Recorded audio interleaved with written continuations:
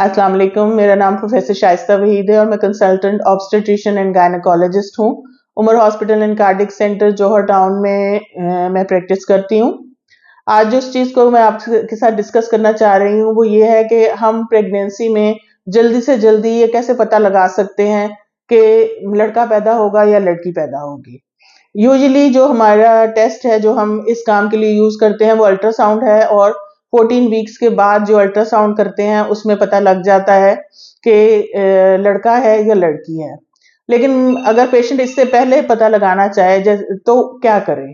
उसके लिए जरूरी है कि कुछ ब्लड टेस्ट होते हैं जो कि हमें 8 हफ्ते की प्रेगनेंसी पे भी बता सकते हैं कि बेबी जो है वो बॉय है या गर्ल है।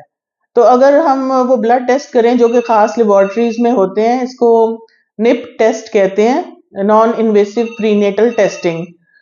इसके अंदर हम मदर का ब्लड लेते हैं। मदर का ब्लड जो होता है उसके अंदर सेल फ्री डीएनए होता है बच्चे का, यानी कि बच्चे का जो ब्लड के कुछ पोर्शंस है ना वो रिलीज हो रहे होते हैं थ्रू प्लेसेंटा मैटरनल सर्कुलेशन के अंदर।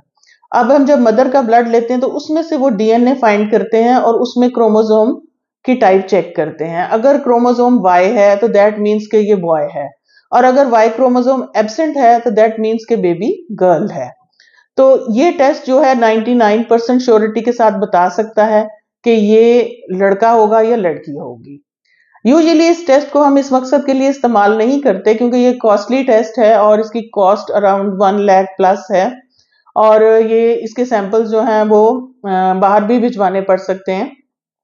यूजुअली ये टेस्ट उस वक्त हम करते हैं जब हमें क्रोमोसोमल अबनॉर्मेलिटीज डिटेक्ट करनी होती हैं, और हम ये टेस्ट उस वक्त 10 हफ्ते की प्रेगनेंसी पे करते हैं।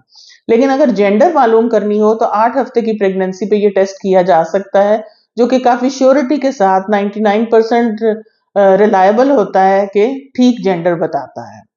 Thank you.